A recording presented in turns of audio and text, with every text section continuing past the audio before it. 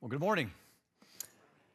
You know, when Beck asked me to share my Sanford story with you, my first thought was, how in the world am I going to talk about all that God's done for us, the 35 years of faithfulness of God and the time that we have? So here's what I came up with. I came up with a story. It's a story about a girl, 7 kids, and 11 arrows. And I promise by the time I'm all done, it's going to make sense. See, my Sanford story goes all the way back to 1990. I had just started a job as a cost accountant in Birmingham when I met the girl. Her name is Laura, and she was a student at UAB, and she would eventually become my wife. On one of our very first dates, I brought her to a Christian concert on Sanford's campus where she gave her heart to Christ.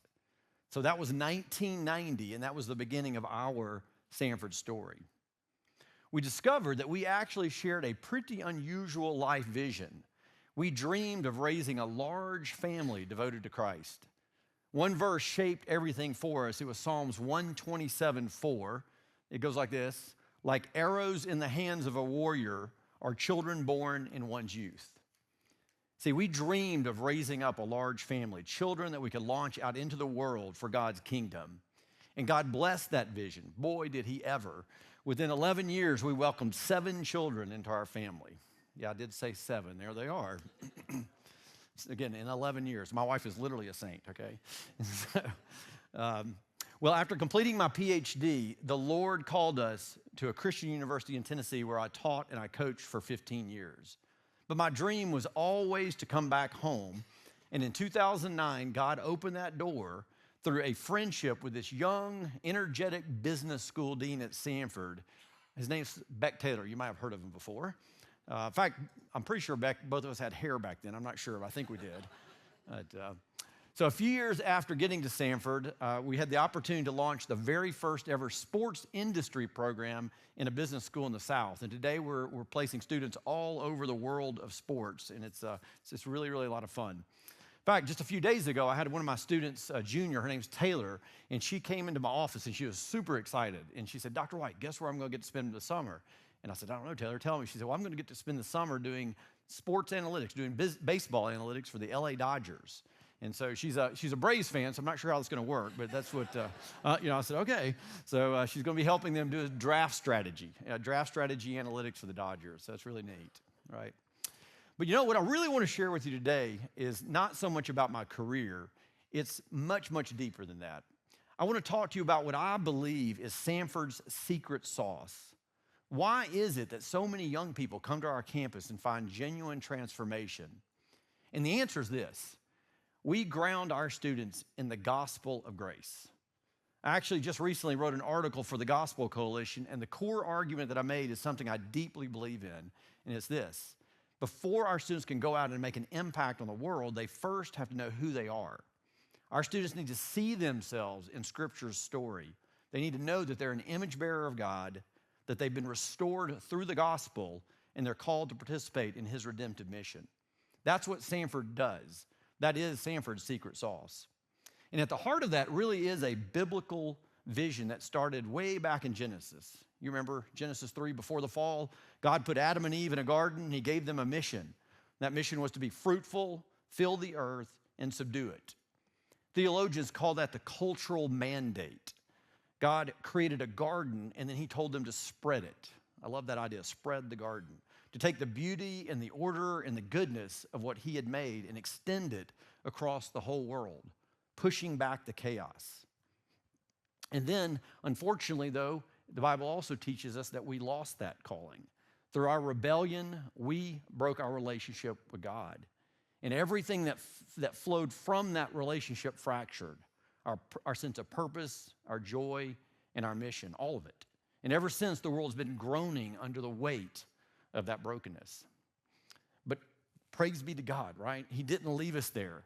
The rest of the Bible is the story of God's pursuing love for his broken children. Every single page of the Bible is pointing towards the cross, where God himself is going to pay the ultimate price to buy us back. Not because we deserve it, but because he is a God of scandalous, pursuing grace. That's what he is, right? And here's what that grace does for us. We were just talking about this in class on Monday. On Monday, I have a bunch of seniors that are about to graduate and head out. So we're talking about identity quite a bit right now. And so we were talking about Romans 5:17. Paul in Romans 5:17 says, those who receive the abundance of grace. So if you're a follower of Christ in here today, we have received the abundance of grace and the free gift of righteousness. We reign in life through Jesus Christ. I love that. We reign in life. That's way more than just forgiveness. That's restoration. That's the cultural mandate recovered. Everything that was lost with Adam and Eve in the garden has been bought back because of the cross. That is the gospel of grace, right? And that's what makes everything else possible. That's what Sanford does. We ground our students in this gospel. We remind them of who they are. They're image bearers. They're restored, and then they're sent. Well, Laura and I, we have seen the fruit of this firsthand in the lives of our own children. Remember our verse, Psalm 127, like arrows in the hands of a warrior?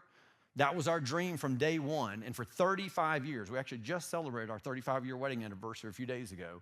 Laura and I have been on that mission to raise up a godly seed. Every career decision, every financial decision, lots and lots of prayers, all with one goal in mind, and that is, with God's help, to shape children into arrows for Christ. Well, all 7 of our children, all 7 of them, every single one of them came to Sanford University. That's got to be a record, I think, right? But you know what? That wasn't coincidence, because Laura and I believe so deeply in what this university does that we have entrusted all 7 of our children to this place. And Sanford, what Sanford is, it took those arrows, that raw material arrows that we had been pouring into for 18 years, and it sharpened them, and it helped launch them into the world. Now, this next picture right here, this was taken a few weeks ago at our youngest son, John's wedding. And what you see there is our 6 living children and 5 spouses. So what's remarkable of those 9 young people that you see there on that screen, or excuse me, of the 11 young people you see there on the screen, 9 of those have graduated from Sanford University. And every single one of them, all 11 of them, are spreading the garden. Let me show you how. First, I'm going to tell you about my oldest son, Daniel, who now works at Sanford. See, Daniel met his wife, Carrie, who was a student in the pharmacy school at Sanford. Carrie was a young, single mom. She had been abandoned by her boyfriend, and she was trying her best to raise up this little baby girl and try to finish school. But it was tough. And if it weren't for the faculty of the pharmacy school who loved her, and it literally even helped babysit that little baby, because of that, she was able to ultimately finish her degree. Well, when Emma was 2 years old, when that little baby Emma was 2 years old, Daniel met Carrie and fell in love with both of them. When Daniel proposed to Carrie, he actually got down on one knee and he gave a ring to little Emma too.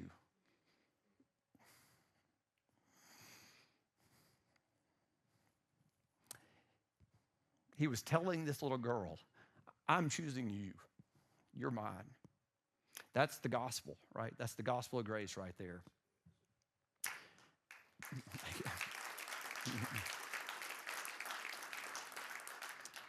And this is Daniel and Emma celebrating Gotcha Day, the day he officially became her dad through adoption. Daniel and Carrie spreading the garden by bringing restoration where there had been abandonment. Next, I need to tell you about Corey and Bethany. But to tell you their story, I have to tell you about my son, Avery. Avery, 9 years ago, our 21-year-old son, Avery, took his own life. Avery committed suicide. Avery had suffered a brain injury at birth that affected him his entire life, and over the years, it had led to severe depression and anxiety that ultimately proved to be more than he could bear. It was the darkest valley that Laura and I have ever walked through.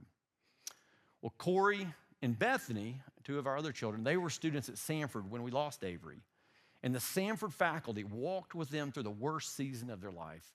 They sat with them and prayed with them. They reminded them that we serve a Romans 8:28 God, a God who works all things together for good, even the death of a sibling, even the death of a son. That even in the midst of the death, God is sovereign, and that they were still part of his redemptive plan.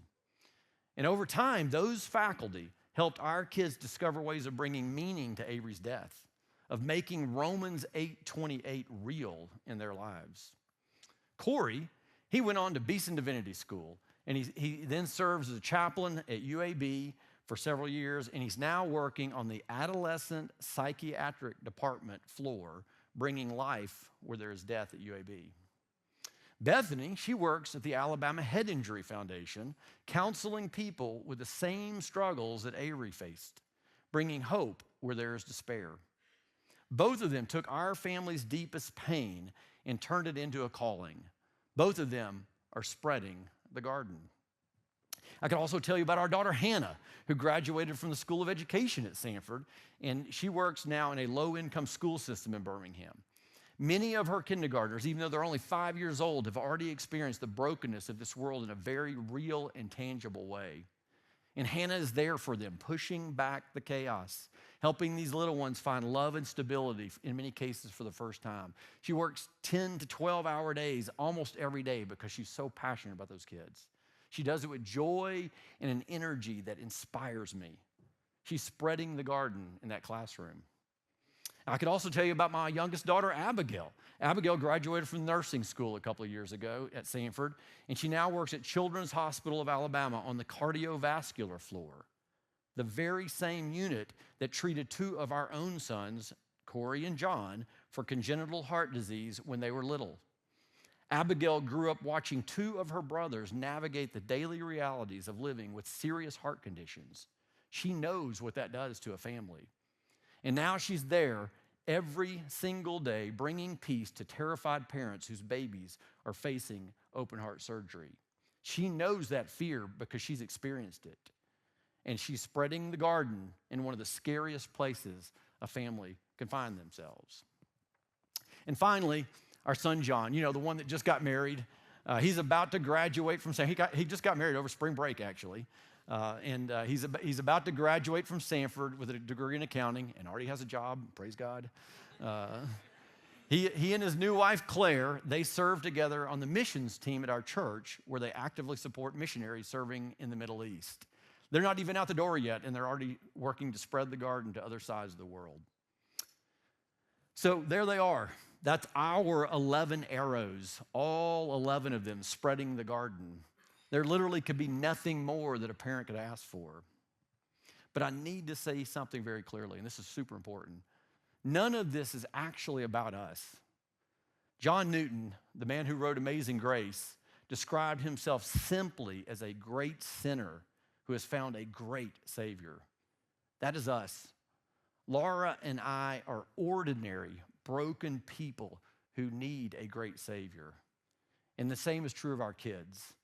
We are simply a family that has encountered an extraordinary grace. We have been captured by an extraordinary grace. That's the real story. Laura and I raised our kids in the faith. We laid the foundation.